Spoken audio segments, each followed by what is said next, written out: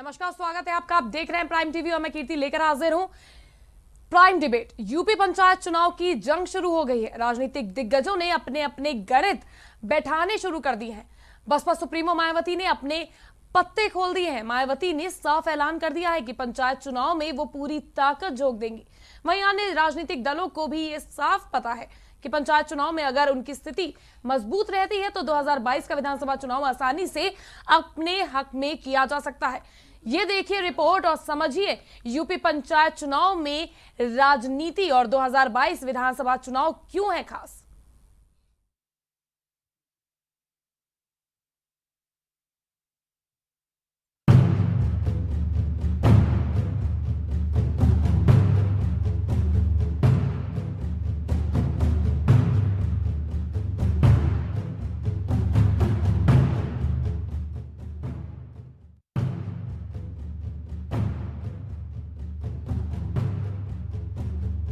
UP में पंचायत चुनाव का बिगुल बज चुका है। आरक्षण सूची जारी होने के बाद जो लोग गंवई सरकार में कुर्सी पर बैठने के सपने देख रहे थे, उन्हें तगड़ा झटका लगा है। वहीं राजनीतिक दलों ने कमर कस ली है। पंचायत चुनाव को 2022 के विधानसभा चुनाव से पहले का सेमीफाइनल माना जा रहा है। राजनीतिक दलों में हलचल है कि एक बार गांव में जमीन तैयार हो जाए तो विधानसभा की राह आसान हो सकती है। इसी के चलते सबसे पहले बसपा ने अपने पत्ते खोलने शुरू कर दिए हैं। वहीं अन्य दलों ने भी अपने समर्थित प्रत्याशियों को मैदान में उतारना शुरू कर दिया है। बता दें, यूपी में होने वाले इस बार के पंचायत चुनाव में उम्मीदवारों की तादाद बढ़ सकती है। चुनाव से पहले राज्य के ग्रामीण इलाकों में जिस तरह की सियासी सरगर्मी दिख रही है, उसे देखते हुए राज्य निर्वाचन आयोग भी ये मानकर अपनी तैयारी शुरू कर चुका है कि इस बार विभिन्न पदों के लिए नामांकन करने वाले उम्मीदवारों की तादाद बढ़ सकती है। इसके पीछे जो कारण गिनाए जा रहे हैं, उनमें से सबसे पहला तो यही है कि इस बार पंचायतों के विभिन्न पदों की सीटों के आरक्षण के लिए जो फॉर्मूला जारी हुआ, उससे अनुसूचित जाति व अन्य पिछड़ा वर्ग के लोगों को बड़ी तादाद में आरक्षण का लाभ मिला है। इस नाते इन आरक्षित वर्ग के लोगों में गांव में अपनी सरकार बनाने को लेकर खासा उत्साह है। दूसरी वजह, कोरोना काल में दूसरे राज्यों और शहरों से जो लोग अपने गांव वापस लौटे, उनमें से तमाम लोगों ने पिछले कई महीने गांव में गुजारकर वहां की सियासी नब्ज टटोली और फिर पंचायत चुनाव लड़ने की तैयारियां शुरू कर दी। इनमें अधिकांशतः युवक वर्ग के लोग हैं। युवाओं के इस नए समूह के उभार से गांव के उन धुरंधरों को नई चुनौती मिल रही है। दूसरी तरफ आरक्षण ने छत्रपों का खेल बिगाड़ दिया है। अब वे मैदान से ही बाहर हो गए हैं, पर इन छत्रपों ने हार नहीं मानी है। गंवई सरकार पर काबिज रहने के लिए आरक्षण वर्ग के अपने करीबी को मैदान में उतारने का फैसला कर डाला। उसे जीत दिलाने के लिए किस खेमे को मिलाना है और किस खेमे से दूरी बनानी है, अब नए सिरे से व्यू रचना शुरू कर दिया है। हालांकि छत्रपों की ये चाल कहीं कहीं उल्टी पड़ रही है। सालों से साथ चल रहे लोग छत्रपों की बेवफाई की वजह से उससे दूरियां बनाने लगे हैं, जिसकी वजह से उनकी ताकत कमजोर पड़ने लगी है। पर छत्रपों ने तो ये मान लिया है, ये ठान लिया है, गंवई सरकार में दखल रखेंगे। यही है कि वे मुखिया उसे बनाना चाहते हैं जो उनका अपना रहे, उनके इशारे पर मुहर उठाए और रखे। Desk report, prime TV.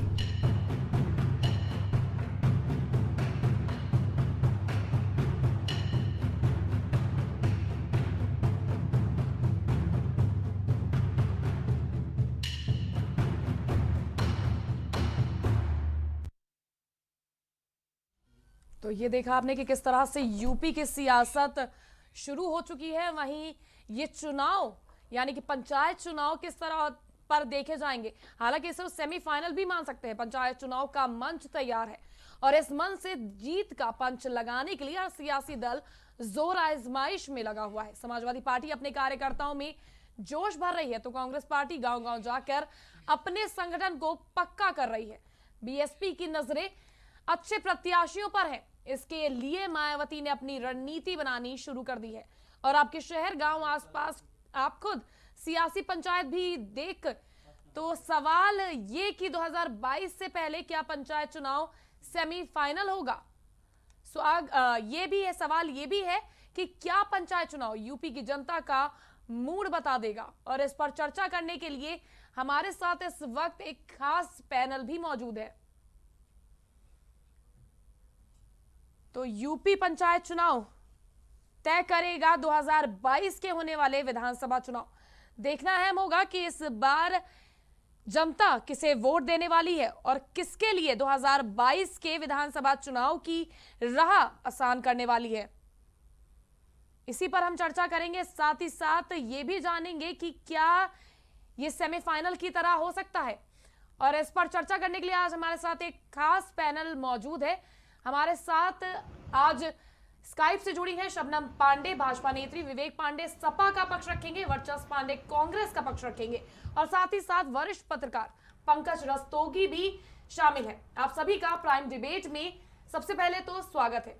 और एक एक कमेंट में ले लेती हूं आपसे पंचायत चुनाव की तैयारियों को लेकर। सबसे पहले मैं शबनम जी आपसे जानना चाहूंगी किस तरह की तैयारियां चल रही हैं, उस पर एक एक करके सबसे पहले जान लेते हैं। सपा हो, कांग्रेस हो, बहुजन समाज पार्टी हो, उनका कहना है कि इस बार बदलाव की हवा है। देखिए, इस बात को कहते कहते ये थक भी नहीं रहे हैं। जब पहले चुनाव हुआ था 2014 के बाद 2017 का चुनाव हुआ तो यही बात हुई कि ये चुनाव अब आगे की दशा और दिशा बताएगी। वो जीत के हम आ गए, उपचुनाव हुआ, उसको भी लिटमस टेस्ट बताया, वो भी जीत के आ गए। 2019 का चुनाव भी जीत कर आ गए, फिर उपचुनाव हुआ, फिर हुआ कि ये सेमीफाइनल है, हम जीत कर आ गए। अब पंचायत चुनाव है, पंचायत चुनाव में भी हमने कमर कसी हुई है। जिस तरीके से हमने विकास कार्य गांव तक पहुंचाया है, उन विकास कार्यों के रथ पे चढ़कर हम निश्चित तौर पे अपनी रणनीति तैयार कर रहे हैं। कल ही हमारे पार्टी ने संचालन समितियां 3 स्तर की बनाई है जो अलग अलग स्तर पे जाके चुनाव लड़वाएगा और तमाम पदाधिकारी संगठन के चुनाव की तैयारी करवाने में लग गए हैं। घर घर तक चुनाव प्रचार प्रसार करेगी हमारी पार्टी के जो पदाधिकारी हैं और निश्चित तौर पे ये चुनाव हम बहुत ही भारी जीत के साथ चुनकर आएंगे। तो हमारी पार्टी पूरी तरीके से चुनाव के लिए तैयार है। जो भी प्रत्याशी हैं उनके आरक्षण के अनुसार उन्हें उनका सिलेक्शन जो लोग लड़ना चाहते हैं लड़ेंगे। अच्छी बात यह है कि लंबे समय से जो आरक्षण की नीति जमीन पर लागू होनी चाहिए थी उसमें कहीं ना कहीं संभ्रांत मजबूत लोग उस पर दबाव डालकर उस आरक्षण की नीति को नहीं लागू करते थे। तो आज दबे कुचले और जो भी ऐसे लोग थे जो अपनी पैरवी नहीं कर पाते थे, उन सभी लोगों को आजादी मिलेगी कि वो अपने अपने क्षेत्र से जो एक सपना देखते थे चुनाव लड़ने का, पंचायत चुनाव, उनको लड़ने की एक बेहतर उनको मौका मिल रहा है।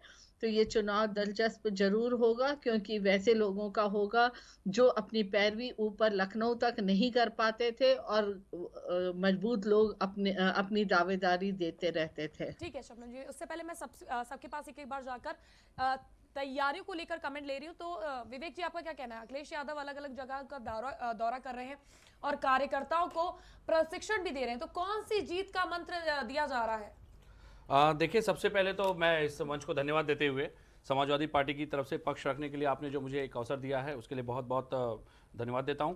ये पहली बार काफ़ी समय के बाद 25 साल के बाद ऐसा होने जा रहा है कि उत्तर प्रदेश में मार्च और अप्रैल में ये पंचायत चुनाव कंडक्ट करने जा रहे हैं। इसके पहले बहुत पहले 1995 में इस तरह से चुनाव किए गए थे।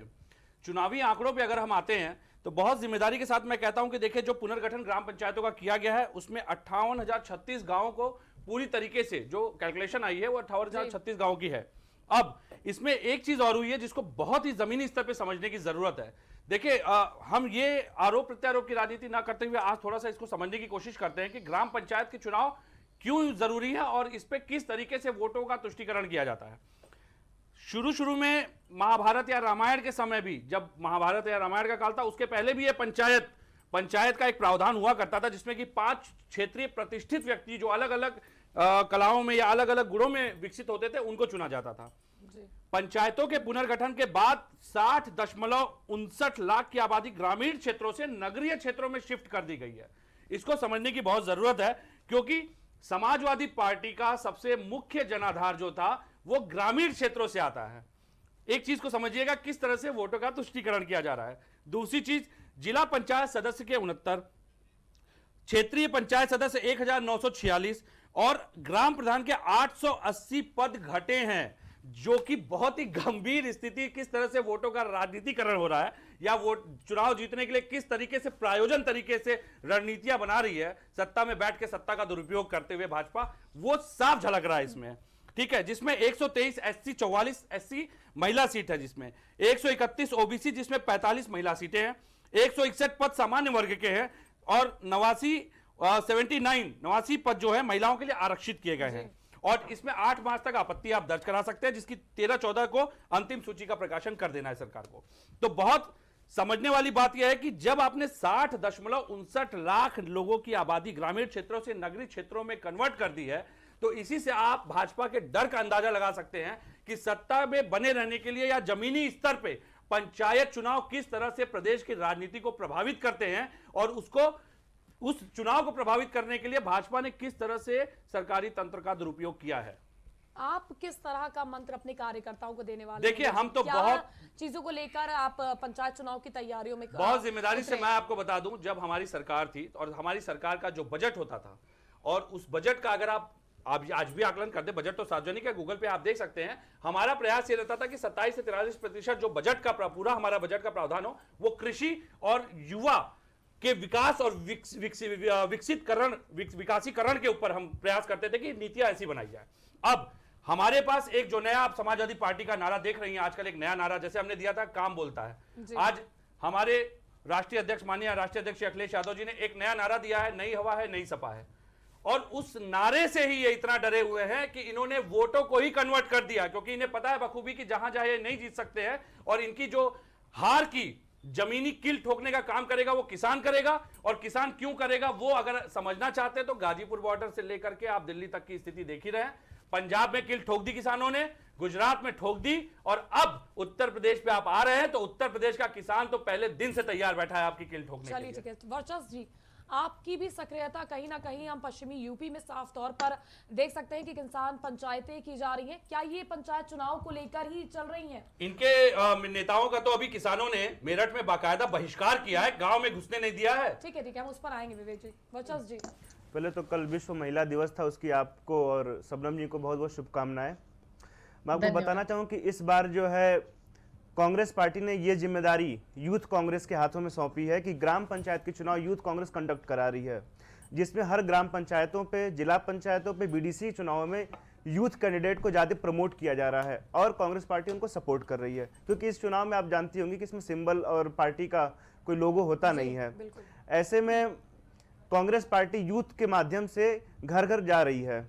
और जहाँ तक आपने बात की मुजफ्फरनगर या फिर उधर वेस्ट में, पश्चिमी यूपी में, कांग्रेस पार्टी ने जो ग्राम पंचायतों में और ये जो महापंचायतें हो रही हैं किसानों की, उसके माध्यम से अपने आप को उन किसानों के बीच में लाने का तो काम कर ही रही है। साथ में नौकरी संवाद अभियान के तहत रोजगार की भी मांग इस सरकार के सामने रख रही है।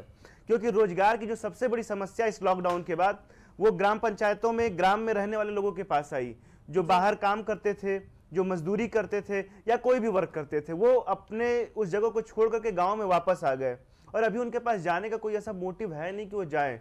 तो आखिर उनको रोजगार कैसे मिले, इसके लिए यूथ कांग्रेस हर जगह जा रही है और रोजगार की बात कर रही है, किसान की बात कर रही है, मजदूर की बात कर रही है और स्वास्थ्य की बात कर रही है। ठीक है, तैयारियां तो आपने बता दी, इसके अलावा रणनीति क्या है वो आप बेहतर जानते हैं। पंकज जी, मैं आपसे जानना चाहूंगी कि अभी पंचायत चुनाव को लेकर आपने राजनीतिक समीकरण क्या कहते हैं आपके, कि हम आपसे जानना चाहेंगे, क्योंकि दावे तो सब कर रहे हैं कि हम जीतेंगे, हम लहर लेकर आने वाले, लेकिन असल स्थिति क्या है? देखिए, सर्वप्रथम तो मैं बता दूं कि देश की 70% आबादी कृषि क्षेत्र से आती है और उत्तर प्रदेश एक बड़ा राज्य है, 24 करोड़ की आबादी वाला राज्य है। तो यहाँ ये पंचायत चुनाव का बहुत आकर्षण है और पंचायत चुनाव एक ग्रास लेवल का चुनाव होता है कि एक आम 70% आबादी के घनत्व के कारण इसका बहुत महत्व है।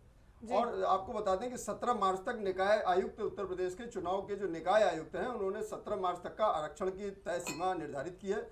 17 मार्च तक उन सीटों पे आरक्षण हो जाएगा और उत्तर प्रदेश में 58,194 ग्राम पंचायतों के ग्राम प्रधान चुने जाएंगे और 826 ब्लॉक में ब्लॉक प्रमुखों का चयन होगा। और दूसरी चीज ये है कि ये चुनाव 24 से 26 मार्च तक डिक्लेयर हो जाएंगे और ये 4 चरणों में इसको किया जाएगा जो 30 अप्रैल के पहले संपन्न हो जाएंगे, जैसा कि चुनाव आयोग द्वारा बताया जा रहा है। तो ये 30 अप्रैल के पहले ये 4 चरणों में संपन्न हो जाएंगे और एक जिले में एक ही बार में चुनाव संपन्न होगा, एक चरण में। तो ये व्यवस्था सरकार द्वारा की गई है, ये चुनाव आयोग द्वारा की गई है, जिसकी शीघ्र घोषणा हो जाएगी और 30 अप्रैल के पहले 4 चरणों में ये चुनाव होंगे।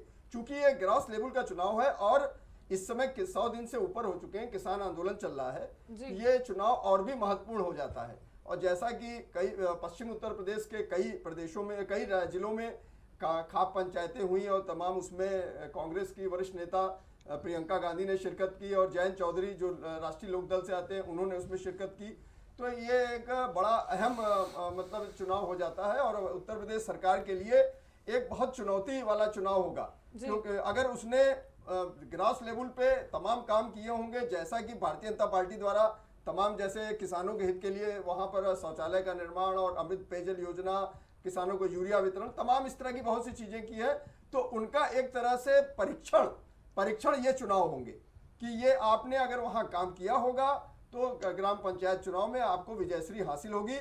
और इसी चुनाव के द्वारा विधान परिषद की जो 100 सीटें होती हैं, जो उच्च सदन होता है, उसमें 36 सीटें इन्हीं क्षेत्रों से लोग चुनते हैं, निकाय से ही 36 सीटें होती हैं जो बीडीसी मेंबर और ब्लॉक प्रमुख और उनके द्वारा उनका चयन किया जाता है। तो ये चुनाव और भी महत्वपूर्ण हो जाते हैं, क्योंकि अगर आपके ज्यादा से ज्यादा ग्राम प्रधान, बीडीसी मेंबर और ज्यादा से ज्यादा लोग इलेक्ट होंगे तो आप क्या नाम है उसमें 36 सीटें जो आपके विधान परिषद की हैं, जो उच्च सदन है उत्तर प्रदेश का, उसमें 100 सीटों का सदन होता है। तो 100 सीटों में 36 सीटें निकाय से आती हैं, जो ये आपके ग्राम प्रधान बीडीसी चुनते, ग्राम प्रधान नहीं बीडीसी और ब्लॉक प्रमुख चुनते। तो ये चुनाव और भी बहुत महत्वपूर्ण है। लेकिन जो दावे तो हर पार्टी कर रही है, लेकिन कहीं ना कहीं इसको सेमीफाइनल की तरह देखा जा रहा है। तो आपको क्या लगता है, जिस तरह से भाजपा सरकार कह रही है कि हमने किसानों के लिए एमएसपी लाए तो हमें फायदा होगा, वहीं विपक्षी दल लगातार ये आरोप ये कहते आए हैं कि किसानों को बहुत नाराजगी है किसानों के अंदर, और पंचायत चुनाव है तो कहीं ना कहीं गांव से जुड़े हुए लोग किसानों के प्रति उनकी संवेदनाएं ज्यादा हैं। तो क्या लगता है, किसानों की नैया डुबाएगी क्या? देखिए 14 करोड़ किसान पूरे भारत में हैं जिनको सम्मान निधि भारतीय जनता पार्टी द्वारा, जो केंद्र सरकार द्वारा 6,000 रुपए दिए जाते हैं। तो वो तमाम चीजें और फसल बीमा, तमाम जितने भी जो चीजें कही जाती हैं, उन चीजों का परीक्षण का काल ये चुनाव है। क्योंकि ये अगर वो बातें सत्य होंगी, बातों में अगर गंभीरता होगी, बातों में गन्ना मूल्य का भुगतान, जैसा कि उत्तर प्रदेश ने कहा कि हमने पिछली सरकार से 1,18,000 करोड़ का भुगतान किया, तो ये सारी चीजें धरातल पे आके पब्लिक ही उसका परीक्षण करती है और पब्लिक ही उसको, और ग्रामीण जनमानस ही उसको बताने की कोशिश करेगा कि हम आपके साथ हैं कि नहीं। वो बात एकदम स्पष्ट रूप से परिलक्षित है कि अगर इस चुनाव में भारतीय जनता पार्टी की विजय होती है, हालांकि ये सिंबल पे चुनाव नहीं होते हैं, लेकिन फिर भी ये होता है कि समर्थन कहीं ना कहीं पार्टी का उन प्रत्याशियों को रहता है। अब आप बसपा को देख लीजिए, बहुजन समाज पार्टी अभी तक शुष्क बैठी हुई थी, तमाम चीजों में उसकी कोई सक्रियता नहीं थी, लेकिन पंचायत चुनाव आने के बाद मायावती जी सक्रिय हो गई हैं और उन्होंने सेक्टर वाइज प्रदेश की जो 75 जिला पंचायतें हैं उसमें सेक्टर वाइज सेक्टर प्रभारियों की ड्यूटी लगा दी गई है कि वो पंचायतों के सदस्यों का निर्धारण करेंगे और ब्लॉक प्रमुखों का निर्धारण करेंगे। तमाम चीजें उनके द्वारा तय कर दी गई है और बहुत सक्रियता के साथ वो इस चुनाव को देख रही है बहुजन समाज पार्टी, तो उसकी भी सहभागिता इस चुनाव में होगी।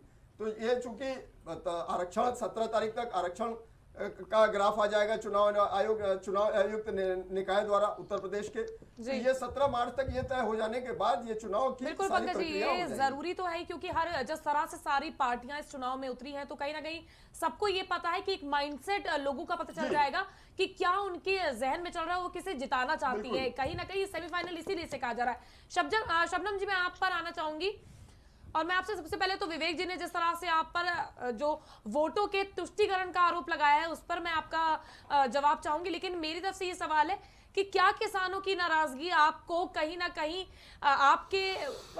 आपको थोड़ा, शबनम जी, किसानों की जो नाराजगी है वो किस कदर आपको नुकसान पहुंचाएगी, और क्या भाजपा सरकार वोटों के तुष्टीकरण पर सियासत कर रही है?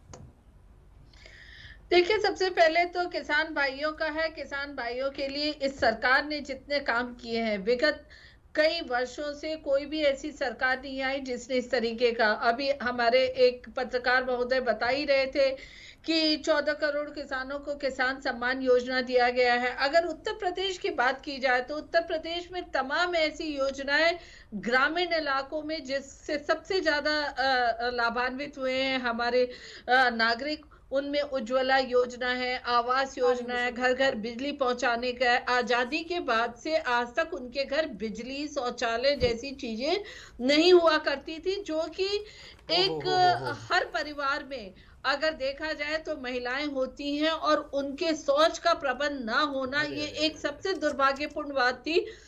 ग्रामीण इलाके से बेहतर वोट पाने की का डंका तो लोग बजाते हैं, पर ग्रामीण इलाकों में महिलाएं किस हाशिए पे रही उसकी कभी चिंता इन्होंने नहीं की। और जहां तक ये तुष्टीकरण की बात करते हैं, तुष्टीकरण की राजनीति का युग गया, वो इन छत्रक पार्टी और कांग्रेस पार्टी किया करती थी।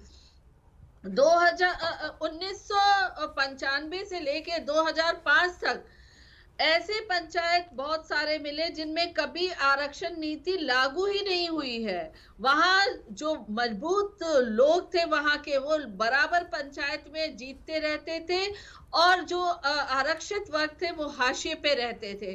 तो जिस तरीके से इन्होंने तुष्टीकरण कहा जाए या कहा जाए कि माफियाओं के बल पे चुनाव जीतने का जो एक प्रचलन उत्तर प्रदेश में चलाया था, समाजवादी पार्टी आज कह रही ये खुद प्रदेश को की हाशिए में जनता पा इंतजार रहे कर रही है हैं। उनका। विकास की रफ्तार बढ़ती है तभी ग्रामीण इलाका शहरी इलाके में जुड़ता है, तो उस जी। विकास की विकास रफ्तार बढ़ा की रहे हैं कि तारीफ ग्रामीण करना तो गाँव इन्हें खत्म कर आता रहे हैं। नहीं है, तो ये कहीं ना नहीं, कहीं उनसे शबनम जी, तुष्टीकरण समाजवादी करते हैं। कह रही है कि प्रदेश की जनता इंतजार कर रही है हमारा। जी, समाजवादी पार्टी के दिग्गज नेता कह रहे हैं कि प्रदेश की जनता हमारा इंतजार कर रही है। निश्चित तौर पे 2014 के बाद से इन्होंने देखा, 17 हो 19 हो, जनता ने जिस तरीके से इंतजार किया, उपचुनाव हुआ उसमें भी जनता ने इंतजार किया, और जब जनता लाभान्वित होगी, उनकी जो मौलिक आवश्यकताएं हैं वो पूरी होगी, तो निश्चित तौर पे ऐसी सरकार का इंतजार करेंगे। देखिए, माफियाओं पे जब कार्रवाई होती है, ये जो ग्रामीण इलाके से वोट की चिंता करने वाले आज आए हैं, वो कहते हैं कि माफियाओं को क्यों मारा जा रहा है, क्यों उन्हें गिरफ्तार किया जा रहा है, क्यों उनकी संपत्ति नष्ट की जा रही है, ये उनके साथ खड़े हैं। तो मतलब हम उन शबनम आम जी, जनता के साथ खड़े हैं जो हाशिए पे हैं। तो आज ग्रामीण जनता समझ चुकी है, चाहे ग्रामीण हो या शहरी, कि भारतीय जनता पार्टी तो शबनम जी, क्या ये मान ले और आम जनता की क्या पार्टी ये है। मान ले कि पंचायत चुनाव से ये तय हो जाएगा कि किसानों में कितनी नाराजगी है या नहीं है? देखिए, अगर किसानों में आंदोलन करने को लेके आप नाराजगी कहेंगे, तो बकाया मूल्यों के भुगतान के लिए सपा बसपा के समय लगातार किसान आंदोलन होते रहते थे। लखनऊ में कई बार हमने कभी लाठियां नहीं गिराव चलवाई, हुआ, हमने कभी कैनन फायर नहीं करवाया, हमने कभी किले नहीं ठोकी सड़कों पे। चलवाई आपने गोली चलवाई, लाठियां नहीं, गोली चलवाई। नहीं तो हम ठोको नीति पे नहीं चलते ना, हम ठोको नीति पे नहीं चलते ना। सेवकों तक पे, आप तो श्रद्धालुओं पे जो 403 सीटों की कॉन्स्टिट्यूट असेंबली में 312 इनके भाजपा के विधायक, जिसमें 143 विधायक दागी, जो कि गंभीर आईपीसी की गंभीर धाराओं में जिन पे आपराधिक मुकदमे हैं, और 101 विधायक ऐसे हैं जिनमें हत्या के प्रयास, छेड़छाड़, धोखाधड़ी, और 8 पे सीधे हत्या की गंभीर धाराएं दर्ज है। उसके बाद आपने क्या कहा? आपने क्या कहा? शौचालय, आपने शौचालय दिखा दूं मैं आपको, 29,900 करोड़, 2,900 करोड़ का घोटाला है शौचालय में। इनके शौचालय की कहानी पोल खोलता हूं आज।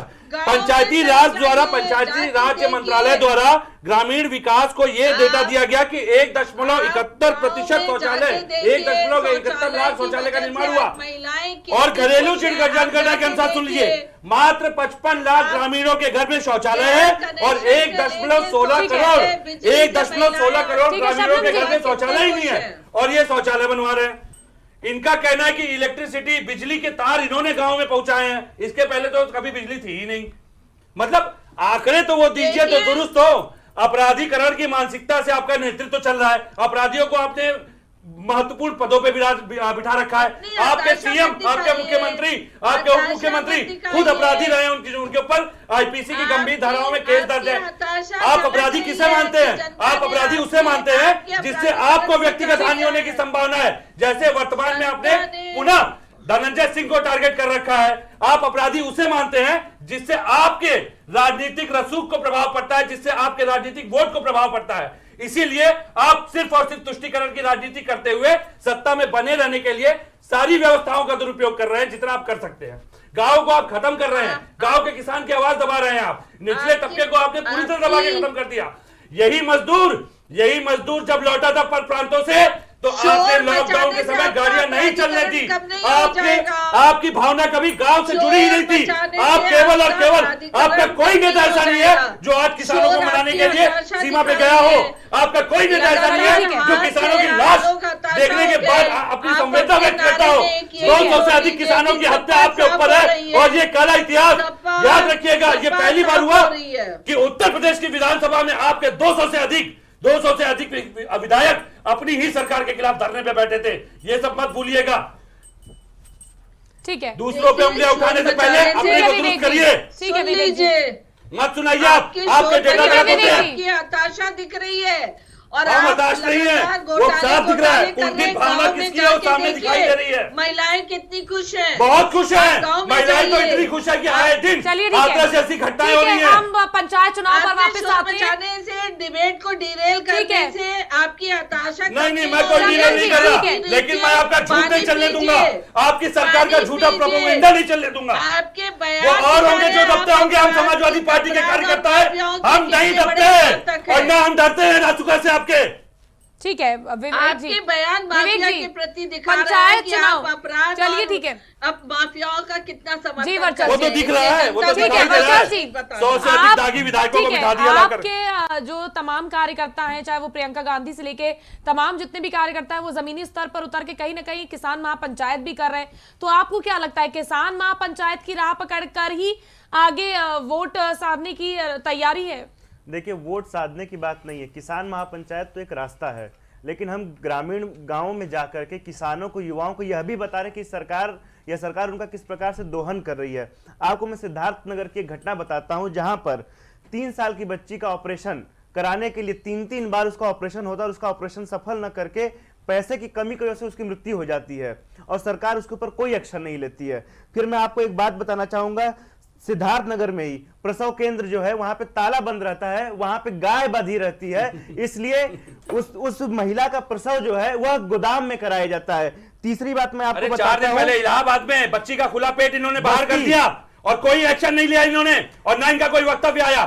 मैं बस्ती की एक घटना आपको मैं बताना चाहूंगा, जहां पर प्रसव केंद्र नहीं होने की वजह से और साथ में वहां पे क्या हुआ कि एम्बुलेंस बुलाई गई तो एम्बुलेंस नहीं जाता है, ऑटो में प्रसव कराना पड़ता है। महिला बच्चे को जन्म ऑटो में देती है। यह आपके सरकार की नीति रही है। जब आप महिला सशक्तिकरण और उनके शक्ति की बात कर रही हैं, उनके सुरक्षा की बात कर रही हैं, वहां महिला के साथ छेड़खानी होती है और उसका पिता उन छेड़खानों को रोकने जाता है, उसको गोली मार दी जाती है। आपने क्या एक्शन लिया? हाथरस में रात को आप लोगों ने चर्चा कर रहे हैं। बलरामपुर में देखिए, गांव से जुड़ा मामला था ना, बाल पुष्टाहार वाला।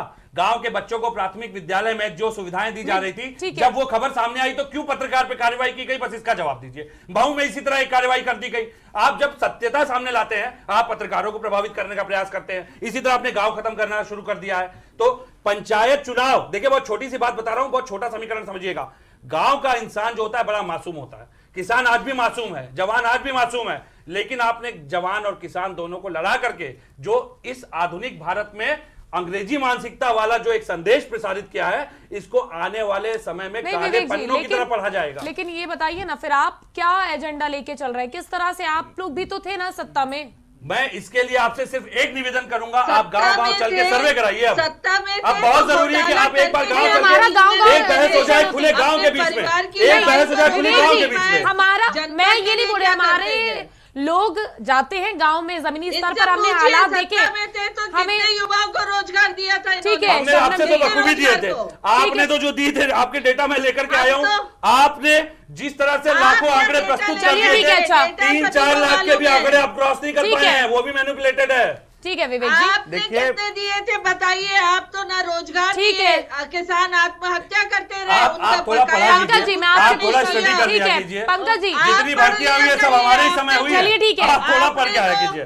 विवेक जी भर्तियां हुई है लेकिन आप नहीं अपनी चुना ना पढ़ाई जनता ने। पास में रखिए, मैं- पढ़ाई ये नौकरी की बात जरूरत करें, मैं नहीं नौकरी है। के आंकड़ों की ठीक बात है। कर रहा हूँ। सुन पंकज जी। लीजिए, पढ़ाई अपने पास ठीक में है, रखिए, शबनम जी। धरातल पर उतरिए, ट्विटर पे पढ़ाई मत दिखाया करिए।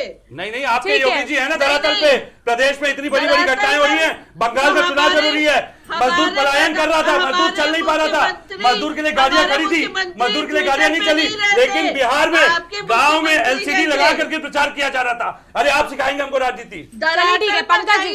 पढ़ने से कुछ उद्योगपतियों की चाटुकारिता करिए, केवल अपनी पार्टी के ठीक है, लोगों से विवेक जी। कहिए चंदे वसूले चंदे। शौचालय सभी सब चीजों से वंचित हाँ, रखा। 2900 आपकी करोड़ का पढ़ाई घोटाला काम नहीं आई। अभी मध्य आपकी प्रदेश का तो मैंने किताब बताया नहीं है, 540 करोड़ का outdated हो घोटाला गई मध्य है। प्रदेश में। आप जिससे ज्ञान केवल अर्जित कागजों करते हैं, पे outdated 4.5 किताबें- लाख शौचालय बना दिए गए। outdated किताबें, बताएंगे ये नया आए हैं। एडिशन लाइए, नया एडिशन से पढ़िए, आउटडेटेड किताब अरे आपके एडिशन से हम पढ़ेंगे, चंदा वसूलने के लिए चलिए, लगा दे ठीक सारे है। युवाओं को, ठीक है, अच्छा। चंदा वसूलने की नौकरी पंकज देंगे। जी, मेरा सवाल हाँ, आपसे है। ठीक है, शबनम जी। मत दिखाइए। नौकरी ठीक मांगे है। तो लाठियां चलवाते हैं इनके ठीक योगी जी। है, 4 लाख नौकरी हमने दिया है। ठीक है और शबनम जी, एजेंडा प्लीज कितना था? Please Vivek ji, 1 please. करोड़ 23 सुन लीजिए, 1,23,000 करोड़ का भुगतान किया। आप ठीक- बताइए कितना भुगतान ठीक है, हम किया? पंचायत 4 लाख चुनाव के सरकारी बारे में नौकरियां चर्चा दिया। कर रहे हैं। 2.5 देखिए- लाख हमने स्वरोजगार दिया है। 2.5 ठीक लाख है, स्वरोजगार दिए ठीक है। पकौड़े भाई तलवा रहे साहब, बच्चों से, ग्रेजुएशन करके बच्चे पकौड़े तल रहे आप हैं। तो ठीक वो है। भी नहीं करा पाए। अरे हमको आप तो करवाना ही नहीं है, हम सारी- कभी भी आप किसी किस युवा ओर योगी लेके युवा जा को रहे नहीं हैं इस करवाते। डिबेट को?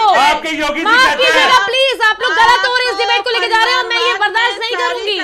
शबनम जी बताइए। प्लीज, देश की बटोर उतना ही की शबनम करेंगे, जी, करने प्लीज। क्या नहीं मिलने वाला आपको, परेशान ना होइए। गलत और ना लेके जाए इस डिबेट को, लड़ाई का खड़ा ना बनाते हुए। 10 लाख सेल्फ हेल्प पंकज जी, मेरा सवाल आपसे क्या लगता है, जो योजनाएं सरकार के द्वारा चलाई जा रही है, मिड डे मील से लेकर जिस तरह की तमाम खबरें सामने आती हैं, क्या लगता है इससे फर्क पड़ेगा पंचायत चुनाव में? बिल्कुल, देखिए ये पंचायत चुनाव, हमने पहले भी कहा कि पंचायत चुनाव जनता का चुनाव है, आम जनमानस से जुड़ा चुनाव है। तो ये एक परीक्षण का चुनाव है। जनता इसमें निर्णय करेगी कि किसने क्या काम किया। जैसे भारतीय जनता पार्टी की सरकार 2017 में पदारूढ़ हुई और उसने तमाम चीज़ें ये फ्लोर पे लाने की कोशिश की कि तमाम चीज़ों के प्रयास किए, तमाम कार्य किए। तो वो सारी नहीं, चीज़ों लेकिन का भाजपा के सारी चिन्ह पे चीज़ों नहीं का चुनाव लड़ा जा नहीं रहा है। नहीं ये हम बात कर रहे हैं, भारतीय जनता पार्टी मुख्य दल है। तो देखिए सारे दलों की, सारे विपक्षी दलों का मेन अपोजिशन तो विपक्षी दल है। तो ये सारा जितना लेकिन जितना गांव भी कार्य वासियों के है, लिए तो एक प्रधान आप उनके हमारी ज्यादा बात नहीं लिमिट समझ तक रहे। प्रधान होता है ना पंकज जी। भाई आप हमारी बात नहीं समझ रहे हैं। अगर जितना काम भारतीय जनता पार्टी द्वारा किया गया होगा उसका परीक्षण जनता, जनमानस उसको जवाब देगा। जनता इसको जवाब देगी। अगर आपने काम किए होंगे तो जनमानस आपको सर आंखों पर फिर बैठेगा और आपको पंचायत चुनाव में विजय दिलाएगा। अगर आपने कार्य उस तरह से फ्लोर पे नहीं किए होंगे तो ये निश्चित समझ लीजिए कि उसमें आपको मुंह की खानी पड़ेगी। हालांकि जब से 2017 के बाद से जो चुनाव हुए उसमें चाहे वो निकाय के चुनाव ले लीजिए, चाहे आपके नगर निगमों के चुनाव ले लीजिए, सब में भारतीय जनता पार्टी को विजय मिली। अब ये चीज है नहीं, वो आपको विजय मिली, लेकिन ये सवाल इस बात का है कि ये बड़ा ये चूंकि काफी बड़ी आबादी को टेस्ट करता है, मतलब ये बड़ी आबादी को के घनत्व को करने वाला चुनाव है। और ग्रामीण बेल्ट, जो हमने पहले भी कहा कि उत्तर प्रदेश की 24 करोड़ आबादी में से 70% जो ग्रामीण बेल्ट में रहती है, और इस समय किसान आंदोलन भी आसन्न चल रहे हैं 100 दिन से ऊपर। तो सवाल इस बात का, ये एक फैसला आम जनमानस ही करेगा कि किसने इस नीतियों को माना। जब विपक्षी दल तमाम चीजों के दावे कर रहे हैं कि हम ऐसा करेंगे, तो ये चीजें उनको पसंद आती है कि नहीं आती है, ये चुनाव में ही 4 चरण में जो होने जा रहा है ये क्लियर हो जाएगा। पंकज जी एक बात बताइए ना, गांव वासियों को मतलब प्रधान तक होता है, प्रधान के पास कोई चिन्ह नहीं होता है, और वो प्रधान जब नियुक्त किए जाते हैं जिनके पास नाम तक नहीं लिख पाते हैं, जो वो गांव को किस विकास की दर पर लेके जाएंगे? मुझे आप इसका जवाब दीजिए। देखिए गांव पे, देखिए मैं किताबी पढ़ाई की बात नहीं कर रही हूँ, ठीक है आपके पास किताबी पढ़ाई ना हो, लेकिन इतना तो हो कि आप वो देखिए उनका भी विजन होता है। ऐसा नहीं है कि पढ़े जो अनपढ़ या नहीं है उसका अपना विजन नहीं है। हर लोगों का अपना एक विजन है, हर लोग विकास का एक सपना देखते हैं, सपना सजोए रहते हैं कि हमारा गांव, वहां पर लाइटिंग की व्यवस्था हो, पूरा संपर्क मार्ग बने, तमाम चीजें हैं वहां पर, हर तरह की चीजें हर ग्राम प्रधान का एक सपना होता है, ऐसा नहीं है। तो ये आप नहीं कह सकते, ये आप कैसे कह सकती हैं कि नहीं वो उनका एक सपना नहीं है, वो नहीं कर सकते, वो भी विकास की धारा से जुड़े हुए नहीं, हैं। जिस और हम देखते हैं, जिस तरह से हम जब ग्राउंड पर उतरते हैं, हमारे पास रिपोर्ट्स आती है, उसके बाद जब हम ग्राम प्रधानों से बात करने की कोशिश करते हैं तो हमें बहुत ऐसी चीजें निकल के आती हैं जो निराशाजनक होती है। तो उससे रिलेटेड मेरा कुछ ये प्रश्न था। देखिए ऐसा नहीं है, बहुत देखिए वो लोग भी एक हैं और वो लोग भी तमाम सुझाव और ग्राम पंचायत में जो सदस्य होते हैं उनसे सुझाव लेके वो भी जो सरपंच होता है वो उनसे काम करता है, ठीक है, उसको नहीं बहुत सी चीजों की जानकारी है तो वो उनसे अपना डिसीजन लेता है और विकास की धारा में जुड़ जाता है।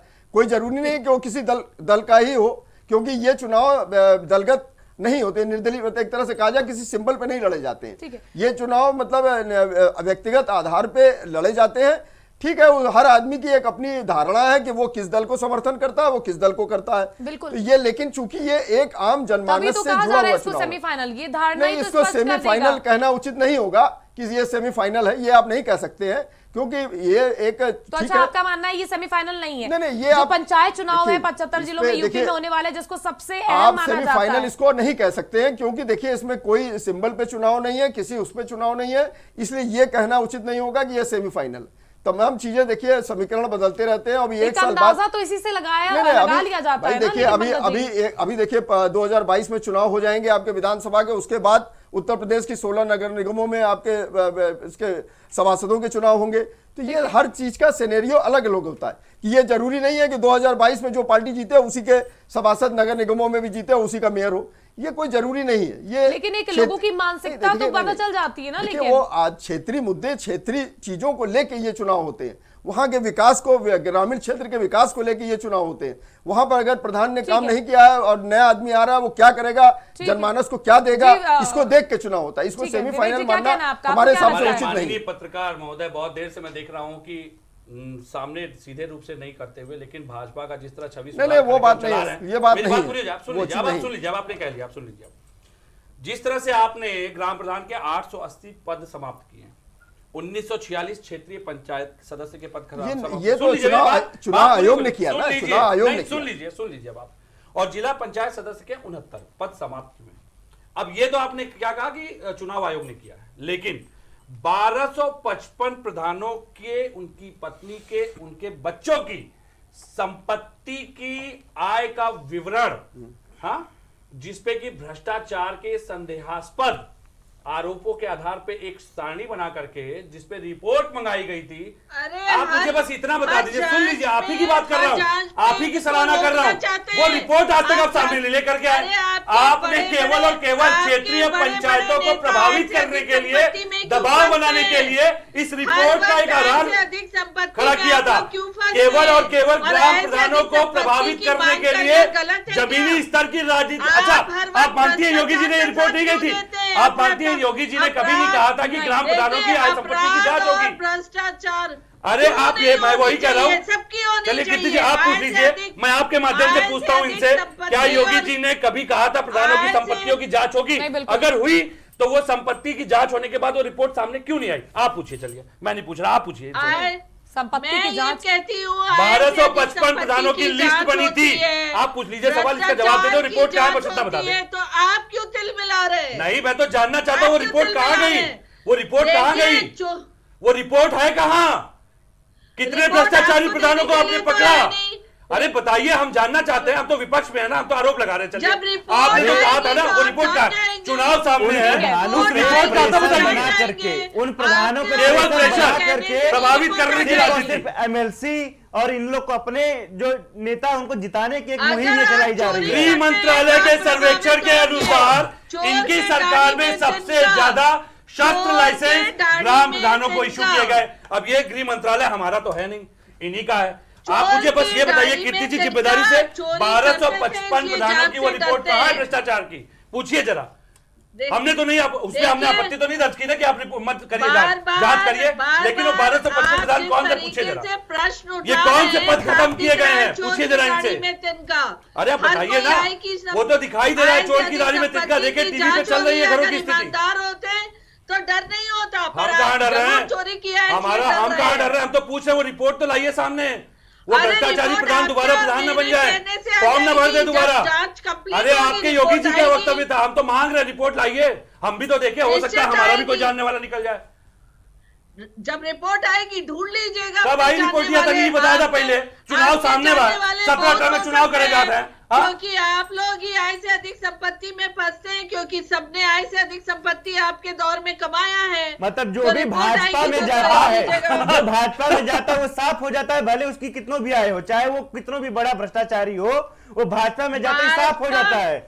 लेकिन अगर जैसे भाजपा का कैंडिडेट नहीं होता है, भाजपा का आदमी नहीं होता है, तो उसके ऊपर जांच होती है, उसको गिरफ्तार किया जाता है, उसका एनकाउंटर होता है।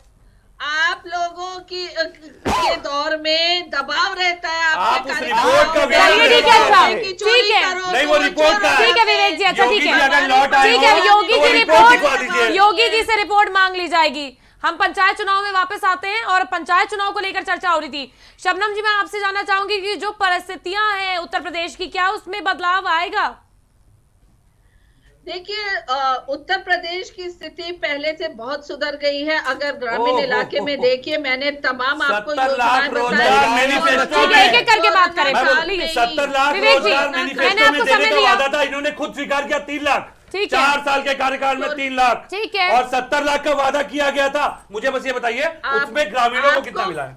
उसमें ग्रामीणों के कितने बच्चे हैं? देखिए बस ये विवेक बताइए। जी, सुन तो लीजिए, आप सुनेंगे तब तो। चलिए ठीक है, मैं सुन रहा हूँ। आप मुझे बताइए, 4 लाख में ग्रामीण परिवेश के कितने बच्चे थे? देखिए, आप मुझसे प्रश्न करने नहीं आए, प्रश्न एंकर कर रही हैं, उनका सम्मान रखिए, उनका आपके पास- काम उनको मैं करने उनका पूरा दीजिए, सम्मान रख रहा विपक्ष का काम हूँ, करिए। मैं उनका सम्मान रख रहा हूँ, लेकिन हाँ। जैसे आप आरोप लगाएंगे तो आप हम भी तो सुनिए। सवाल पूछेंगे।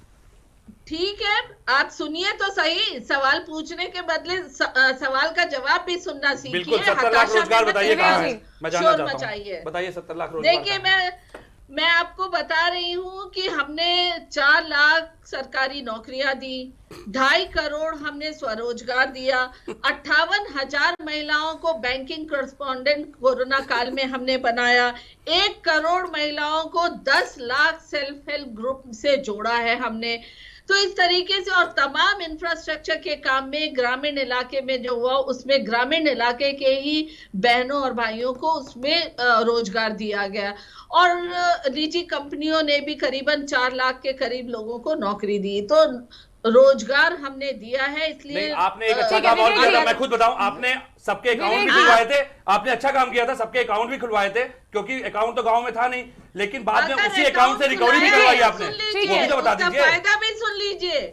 जो पूर्व प्रधानमंत्री बोला करते थे कि 15 पैसा पहुंचता अगर हम 1 रुपए बेचते हैं, तो आज मैं डंके के चोट पे और गर्व के साथ कहती हूँ, अगर 1 रुपए चलता है कहीं से तो 1 रुपए ही उनके ठीक है, खाते बच्चों में जी, आप आता है। आगे कहना, नहीं, विवेक जी। सही है, एक ही विवेक जी, रुपए चल रहा है, एक ही रुपए चल ठीक रहा है, है, ठीक है, एक ही हमने रुपए मिल सबकी रहा है सरकारें किसान को। देखी हैं, ठीक है। मात्र 1 रुपए ही विवेक किसान के जी, खाते में जा प्लीज। रहा है। आप शोर बचाते रहिए। वर्चस्वी, आपको क्या किसानों के कहना है? पास देखिए, गए ठीक है, इन्होंने शबनम जी। कहा धन्यवाद कि बोल रहे हैं। 1 ठीक है, रुपया शबनम जी, चलता मैं है, आऊंगी आप पर। 1 रुपया तो चलता है, 1 1 रुपया रुपया मिलता है, लेकिन वही 500 रुपए जो है वापस बैंक भी ले लेता है कि हाँ। आपके खाते में पैसा ही नहीं है, पैसा दो। आपने नोटबंदी के चलिए, ठीक है, आप अच्छा। गरीब आदमी से देखिए, चोरी कर रहे हैं। वर्चस्व जी, मैं आपको बताता हूँ, नया नया घोटाला है भाजपा का। चाहे किसी के जल जीवन मिशन का आता है घोटाला है, सुन लीजिए मैडम। नमामि गंगे। मैडम, सुनिए। विपक्षी पार्टियां हैं जिन्होंने खाली भ्रष्टाचार आप किया, देखिए, आय से अधिक आप ठीक है, एक एक भ्रष्टाचार करके को बात मैं करें तो बताता समझ हूँ। में आएगा। और आज मिड डे अगर मील के भ्रष्टाचार को ग्रामीण- खोलने वाले पत्रकार को गिरफ्तार कर लिया आप- जाता है, उसके ऊपर आप ASPA याद का करिए, मुकदमा दर्ज किया जाता है। पत्रकारों को आप जहाँ आप करते थे। पर कमजोर होते हैं, उसकी कोई रिपोर्टिंग करता है, उसको पुलिस पकड़ लेती जला है। देते हैं और कोई कार्रवाई नहीं होती है। अरे अरे, आप मत बोलिए, जल सुनिए। विवेक जी, अच्छा ये बात ठीक है, करते थे। ठीक है, विवेक जी, आप जीवन बताइए। मिशन ठीक में है, अच्छा, 1,20,000 करोड़ रुपए आवंटित हुआ, 60,000 करोड़ रुपए केंद्र सरकार, 60,000 करोड़ रुपए हाँ। उत्तर प्रदेश सरकार द्वारा, जिसका 15,000 करोड़ का घोटाला उस मिशन के चालू होने के पहले ही हो गया। नमामि मैं आपको गंगे। बताता हूँ कैसे हुआ। पहले क्या था कि देखिए, आप आप बात लोग सुनिए, बताइए सुन लीजिए, नहीं। आप बोलिए, मैं कुछ नहीं देश बोला में हूँ, इमरजेंसी आप बोलिए, लाने मैं वाले- कुछ नहीं बोला हूँ, मेरी बात ठीक है, आप अच्छा, सुनिए। ठीक है, शबनम जी, मैं आप पर आ रही हूँ, मैं आपसे सुनिएगा, जवाब सुनिएगा, ले लूंगी। शबनम शबनम जी, 1 मिनट, वर्चस्व जी बोलिए। देखिए, ये जो योजना आई है, इसकी निगरानी के लिए हर राज्य में एक उसका बजट होता है 0.4% का, जितना पैसा था उसका 0.4% उसकी सिक्योरिटी और निगरानी के लिए थर्ड पार्टी को दिया जाता है, जो कि कंपनियां होती हैं। इस सरकार ने 1.40% उस निगरानी के लिए पैसा थर्ड पार्टी को दिया, उन 5 कंपनियों को जो सरकार के विधायकों के करीबी हैं या फिर सरकार के जो अपने नेता हैं उनके करीबी हैं। ठीक है, घोटालों की बात तो हमने कर ली बच्चा जी, ठीक है, मैंने सुन लिया आपका भी। ठीक है, नहीं शबनम जी, एक मिनट प्लीज, मैं आ रही हूँ। हमने घोटालों की बात कर ली, हमें घोटालों की बात मैं ठीक है शबनम जी, मेरी बात सुनिए। नहीं मैं बिल्कुल कोरोना काल में आपके विधायकों ने शिकायत की थी कि कोरोना किट से लेकर के जो जागरूकता की योजना चलाई जा रही है, देखिए हम एक एक करके बोले तो समझ में आएगा। 1000 करोड़ का घोटाला बच्चा जी, मेरा सिर्फ ये जानना है, ठीक है, घोटाले कितने हुए, किसके में कितने भ्रष्ट नेता हैं, ठीक है शबनम जी, कितने भ्रष्ट नेता है सबको बताओ, कितने घोटाले किस सरकार में हुए ये बताए, लेकिन हम गांव वासियों के मैं आपको करेक्ट एक बात पे कर दूं, कितने घोटाले किस सरकार में इसलिए पता है क्योंकि कांग्रेस सरकार की पारदर्शिता और लोकतांत्रिक पद्धति पे इतना भरोसा था कि उसने जांच कराई। ये सरकार तो जेपीसी गठित ही नहीं करती अच्छा, अब अगर अभी जांच होती है तो आप लोग का तो आरोप सीधे लग जाता है। अगर जांच होती है तो अभी अगर जांच होगी तो आप साफ आरोप लगाते हैं। सुनिए, उसमें विपक्ष का जांच जब भी होती है, जेपीसी की जब टीम बनती है उसमें विपक्ष का नेता भी नहीं, होता है। ठीक है, अच्छा ठीक है, मेरे पास समय की कमी है, मैं सिर्फ ये जानना चाहती हूँ कि पंचायत चुनाव को लेकर क्या 2022 के विधानसभा चुनावों की साधने की कोशिश की जा रही है, इसलिए पंचायत चुनाव जरूरी है, इसलिए गांव में जाया जा रहा है, इसलिए किसान महापंचायतें की जा रही हैं। देखिए, किसी भी चुनाव से किसी दूसरे चुनाव को नहीं साधा जा सकता, वो हर चुनाव उस अपने समय का महत्वपूर्ण चुनाव होता है। अगर ग्राम पंचायत चुनाव ग्राम लेवल पर जब हो रहा है, जब विधानसभा का जब चुनाव होता है उसमें विधानसभा के अलग अलग मुद्दे होते हैं, इसलिए उनके पॉइंट्स अलग होते हैं। तो इस चुनाव ठीक है, को तो फिर इस मुद्दे में क्या आप एजेंडा लेके चलेंगे और 2022 के विधानसभा इस चुनाव मुद्दे में में क्या भी हमारा एजेंडा है कि ग्राम के रोजगार, ग्रामीणों को रोजगार मिले और वहां पे भ्रष्टाचारी जो व्यवस्था है उसे निजात मिले, स्वास्थ्य की सुविधाएं। चुनाव के पहले तक के तो एजेंडे नहीं है ना? नहीं, क्यों? ये तो हमेशा का हमारा एजेंडा और इसी के ऊपर इस समय वर्क चल रहा है। एजेंडे तो बन जाते हैं लेकिन उस पे कार्य कितना होता है ये भी देखना अहम होता है। मैं बता रहा हूँ, राहुल गांधी जी ने कहा था अभी पिछले जो चुनाव बीते कुछ राज्यों की, कि जहां जहां सरकार बनेगी वहां के युवाओं को न्याय योजना के तहत 15,000 रुपए सालाना आय के तौर पे दी जाएगी, जो कि दी जा रही है। उसके बाद उनको रोजगार करने के लिए पैसे आवंटित हुए। यहाँ तक कि गौ मतलब गाय की रक्षा के लिए सरकार हमेशा ढिंडोरे पीटती है, पर हमारी छत्तीसगढ़ की सरकार ने पशुओं की सुरक्षा के लिए उनके लोन की व्यवस्था कराई है। मेरे पास समय का विवेक जी, क्या मैनिफेस्टो में किसानों का बकाया भुगतान का था, ऋण भुगतान का था? ठीक है, बिजली बिल हाफ, मेरे पास समय की कमी है, वर्चस्व जी प्लीज, जबनम जी प्लीज, मेरे पास समय की कमी है, मैं सबसे 30 सेकंड में सिर्फ एक रिव्यू लेना चाहती हूँ। छत्तीसगढ़ की सारी, मेरे पास समय की कमी है। आपके सारे कर्जे माफ। ठीक है विवेक जी, आप बताइए किस एजेंडे पर इस बार के जो चुनाव होने जा रहे हैं, पंचायत चुनाव, उसको लेकर क्या कार्य करने वाली है और कौन सा मंत्र कार्यकर्ताओं तक आप देने वाले हैं? देखिए, बहुत जिम्मेदारी के साथ मैं एक चीज पहले कर दूं, 2018 के जब इन्वेस्टर समिट हुए थे 371 प्रोजेक्ट, उसमें 33 लाख लोगों को रोजगार मिलना था, जिसमें ग्रामीण परिवेश से लेकर शहरी परिवेश तक के सभी लोगों का समायोजन था। लेकिन श्रम व सेवा नियोजन मंत्री स्वामी प्रसाद मौर्य के इनके पार्टी के फरवरी में विधानसभा में उन्होंने स्वयं स्वीकार किया था कि ऑनलाइन पोर्टल पर 7 फरवरी 2020 तक 33.93 लाख बेरोजगार रजिस्टर्ड हो चुके हैं। औद्योगिक विकास मंत्री इनके सतीश महाना ने खुद कहा था कि साइन किए हुए 1045 एमओयू में सिर्फ 90 प्रोजेक्ट पे काम शुरू हुआ है और बेरोजगारी चरम पे चल रही है। ये मेरे वक्तव्य नहीं है, इनके नेताओं के वक्तव्य थे। अब आपने जो पूछा कि ये चुनाव किस तरह प्रभावित करता है, कभी भी देखिए सड़क का निर्माण जब होता है तो कच्ची मिट्टी के ऊपर लेयर लगाने से, खड़ंजे के निर्माण से, उसके बाद ऊपर सड़क बनती है। बहुत जिम्मेदारी से मैं कहता हूं कि ग्राम चुनावों की हवा शहरों को प्रभावित करती है। उसका कारण यह है क्योंकि इन्हीं गांव से निकल करके लोग शहरों की तरफ अपना स्थान परिवर्तन करते हैं, परप्रांतीय टैग लग जाता है या देश के बाहर निकल के एनआरआई बन जाते हैं। तो ग्राम आज आप जिस तरह से किसानों को प्रताड़ित कर रहे हैं, जिस तरह से 3 कानूनों के माध्यम से किसान 100 दिन से ऊपर हो गया, किसान बैठे हुए हैं, ये संदेश एक एक किसान के जहन में बैठा हुआ है। मेरी बात सुन लीजिए, एक एक किसान के जहन में बैठा हुआ है। 200 से ज्यादा किसान मर गए और हाउडी मोदी जब आप जान करते हैं, लीजिए, ये उन्हीं आप किसान लोगों की देन है। परिवारों के बच्चों के पास जाके आप चंदे लेकर के आते हैं, तो ये चीजें बहुत प्रभावित करती है। आज वो देख रहे हैं कि उनके परिवारों को किस तरह से बेइज्जत किया जा चुनाव रहा से है। पहले लेकिन विवेक जी क्यों याद आती है? ये हमने नहीं बताया, गाँववासियों ये की। तो इनका काम था। इनको सरकार में कितने ये दिनों थे, से क्यों नहीं किसानों ने आती? इनसे मांग की है, किसानों से बात तो करते। कीर्ति जी आप बताइए, आज तक इनका कोई अरे नेता विवेक जी, सिद्धू बॉर्डर पे या गाजीपुर बॉर्डर पे गया? आप बताइए, इनके नेताओं को एसी में बैठे से फुर्सत नहीं है। इनके नेता जब कार्यक्रम कर रहा होता है, आप लोग तो जा रहे हैं अब तो ना जा रहे हैं, चुनावी अब तो जा सभा रहे करने के लिए। हैं, अब तो कह रहे हैं किसान हमारे साथ है। हमारी समाजवादी पार्टी का तो जनाधार ही किसान है। हमारी समाजवादी पार्टी का जनाधार ही किसान है। नेताजी भी किसान थे। तो कहाँ किसान है? नैया पार लगाएंगे? क्या? किसान नैया पार लगाएंगे? किसान बिल्कुल हर चुनाव में नैया पार लगाता है, और किसान हर इसीलिए चुनाव में नैया किसान पार का लगाता बकाया आया है। भुगतान नहीं सालों कर रहे, साल का आत्महत्या संघर्ष करते रहने किसान का दीजिए। याद रखा जाएगा। और सबसे अच्छी बात है, इसीलिए किसान आज आप बंगाल गए ना, में आत्महत्या आजादी के बाद करते दूसरा रहे। सबसे बड़ा क्रांतिकारी किसान आंदोलन उसी बंगाल में हुआ था, और ये बंगाल ही इनकी ताबूत की किल ठोकने का काम करेगा। लेकिन बीजेपी तो उतर रही है ना जमीनी स्तर पर। आने दीजिए ना, तभी अपने तो 4 साल की जब तक आप कार्यकाल रण मैदान में आएंगे किया है। नहीं, समर संग्राम कहाँ दिखाई देगा? नहीं, वो तो सीधे उतर रही है 4 साल का अपने जो काम किया है उसको लोगों तक पहुंचाने के लिए। इन्होंने कोई काम किया हो तब तो पहुंचाएंगे। अगर काम किया होता तो पहुंचाने की आवश्यकता क्या ये थी? धरातल अगर पर काम उतरे किया होता तब तो पहुंचाने की देखिए, आवश्यकता क्या थी? देखिए, जो लेकिन ट्विटर पहुंचाना पे पड़ रहा है बैठे क्योंकि हैं, किसान उन्हें कोई काम इनसे नहीं नाराज दिखेगा। बैठा हुआ है। जनता को हमारा काम दिख रहा है और शबनम जी, जनता कार्य पूरी नहीं तरीके किया बाबा है। जी से निवेदन पर तनी बोल दिया जाए कि आ जाए पलट के बंगाल छोड़ के, किसानन के जाए के तनी हाथ जोड़ लेता, तनी सम्मान जाइए कुल। शबनम जी क्या लगता है सुनिए कि इस बार कुछ देखिए, थोड़ी ये- बहुत नाव डगमगा सकती है किसानों की? क्योंकि आप ये चीज समझिए, चुनाव आए हैं, पंचायत चुनाव, गांववासी हैं, किसानों से जुड़े हुए हैं, तो क्या लगता है? लास्ट से मेरा आखिरी सवाल आपसे यही है 200 कि किसानों के ठीक है, परिवारों मेरे को पास उजाड़ने समय- की जिम्मेदारी मेरे पास अगर विवेक जी सरकार समय ले, कमी है, तो शायद मैं किसान पंकज से जी भी से बात एक करते। बात- ठीक है, में रहता तो शायद किसान आज इस हाल में नहीं होते। वो तो दिखाई दे रहा है। ठीक है। एक नेता इनका ठीक है, कोई ठीक है, सिद्धू विवेक जी बॉर्डर पे मेरे नहीं पास गया। समय की कमी है। जी शबनम जी। देखिए पंचायत चुनाव जो है वो पूरी तरीके से ग्रामीण वेलफेयर की है, जिसमें कि गांव की सभी सुविधाओं को उसमें डिस्कस किया जाता है, उस पर बातचीत होती है, जी। किसान से लेके किसान के परिवार तक और ग्रामीण इलाके में रहने वाले तमाम रोजगार करने वाले लोगों से की समस्याओं के लिए ये पंचायत चुनाव होता है, जिसमें उसको वो अपना एक प्रतिनिधि चुनता है जो कि उनकी समस्याओं का हल कर सके। तो हम अगर जो सबसे छोटा स्तर है हमारे देश का, जो पंचायत चुनाव है, सबसे छोटा चुनाव है, लेकिन जी, ये बहुत लेकिन महत्व सबसे रखता अहम, है क्योंकि ये बिल्कुल। ग्रामीण समस्याओं को से निवारण करने के लिए ये एक सबसे अच्छा प्लेटफॉर्म होता है।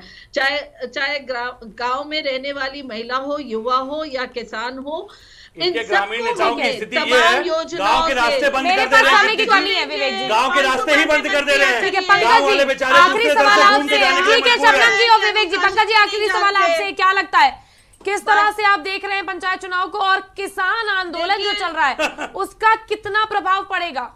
देखिए ये क्षेत्रीय मुद्दों पे आधारित चुनाव है, और ये निकाय चुनाव जो ग्राम प्रधान लेवल का है, ये वहाँ की क्षेत्रीय समस्याओं को लेके चुनाव होता है। और अगर क्या नाम है, सरकार के 4 साल 19 मार्च को पूरे हो रहे हैं, अगर सरकार ने पुरजोर तरीके से ग्रामीण 58,194 जो ग्राम पंचायत है उसमें अगर पुरजोर तरीके से कार्य किए ठीक है। होंगे, तो ये आप तय मान के चलिए कि उसका परीक्षण हो जाएगा और जनमानस आपको सर चलिए, ठीक है, उठाएगा। विवेक जी, और माफ अगर कीजिएगा, आपने मैं आप कार्य पर आ नहीं नहीं किए पाऊंगी होंगे, क्योंकि समय कम है। कार्य नहीं किए होंगे तो चलिए, ठीक है। जनमानस लेकिन फिर भी एक आपको फिर से मैं सीधी अंतिम सी बात शब्दों में सुनिए। 1-2 मिनट सीधी 2 बात सेकंड का समय सुनिए। लूंगा। किसान पत्रकार नहीं होता है कि पत्रकारों पे कार्रवाई और सरकार की वाहवाही करता है। एक टिकैत के आंसू ने पूरे देश के किसान को जगा दिया, मत भूलिएगा। वो आंदोलन उस दिन खत्म हो रहा था और वो आंदोलन चाह के चलिए, ठीक है। 120 करोड़ ठीक है। की संपत्ति के मालिक को हर किसान ठीक को है, अधिकार देखना है। होता है। आपका कहना है कि हर किसान को भी पत्रकार ठीक है, नहीं होता बहुत है। बहुत शुक्रिया आप सभी का, ईमानदार पत्रकार से बहुत बहुत शुक्रिया आप सभी का। पंचायत ठीक है, पंचायत चुनाव 120 करोड़ की संपत्ति ठीक के है। मालिक को अरे 120 करोड़ किसान के पास है तो क्या गलत है? बहुत बहुत शुक्रिया आप सभी का इस प्राइम डिबेट में हमारे साथ जुड़ने के लिए। तो हमारे साथ थे पंकज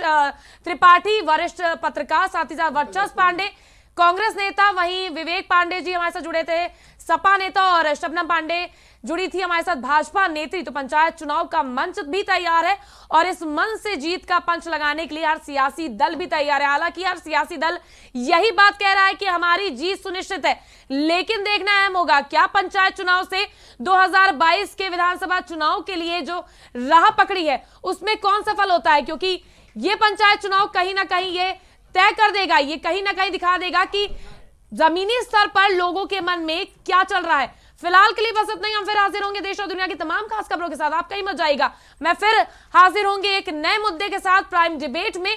आप देखते रहिए तब तक मेरे साथ प्राइम टीवी।